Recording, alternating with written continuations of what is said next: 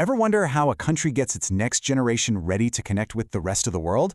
Well, today, we're going to find out by cracking open a 5th grade English textbook from Algeria. And trust me, this book tells a really fascinating story. It's not just about language, it's about identity, community, and how Algeria sees its kids stepping onto the global stage. So let's dive in.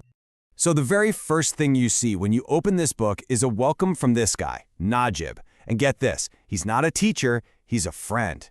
That immediately sets this really warm, encouraging tone.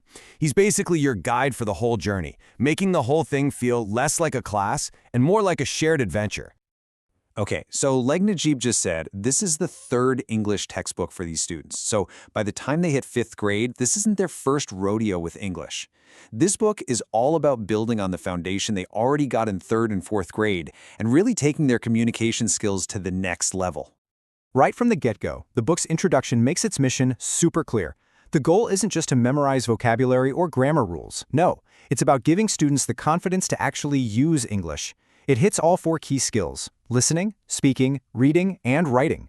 The big takeaway here is that it's all about building practical, real-world ability. So how do they actually pull this off?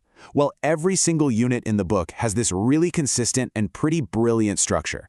It's a clear rhythm designed to take a student from just listening to actually using the language themselves. Let's break down how it works.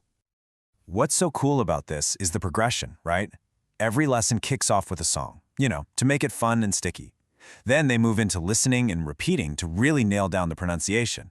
After that, they're reading and discovering new stuff, then practicing writing it down. And finally, and this is the kicker, they get to actively use it all in role-playing games. It's a complete cycle, from hearing the language to making it their own.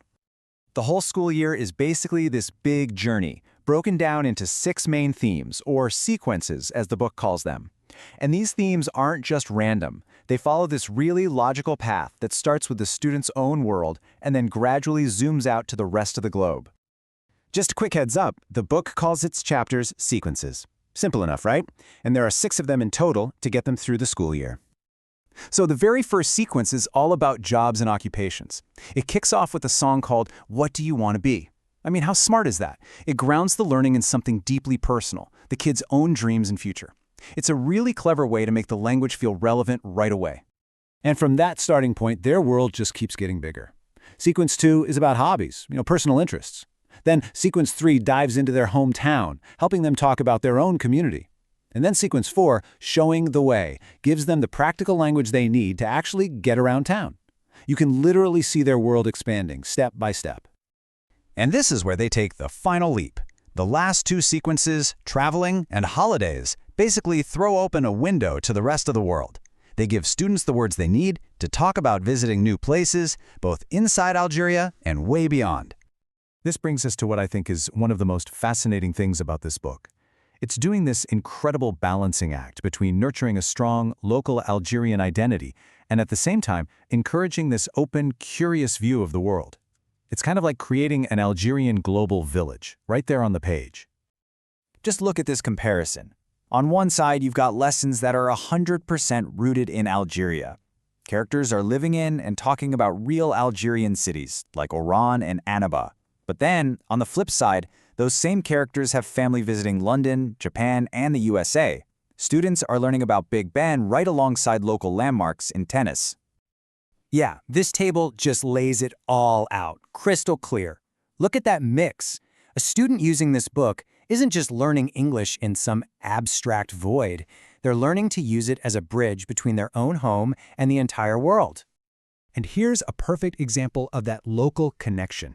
In the Showing the Way sequence, they practice giving directions, stuff like go straight ahead, turn right.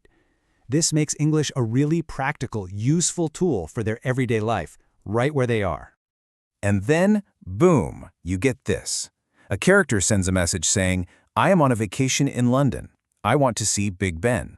This shows the students that the exact same language skills they just learned to find a bank in their city can be used to talk about visiting one of the most famous landmarks in the world. So when you put it all together, what's the ultimate goal here? What's the final lesson this textbook is really trying to teach? It's about so much more than just vocabulary lists and verb tenses. It all boils down to this. The book is designed to build confident communicators. It does this by hitting all 4 skills, sure, but also by making learning genuinely fun, by sparking their curiosity about the world and by creating a really positive vibe around the English language itself. And the journey ends right where it started, with a friendly message from Najib. In his farewell, he doesn't talk about grammar. He says he loves English and that the books have been good companions. That's not academic language, that's personal. It reinforces that positive emotional connection to learning that the book has been building all year long. So, we end with this question.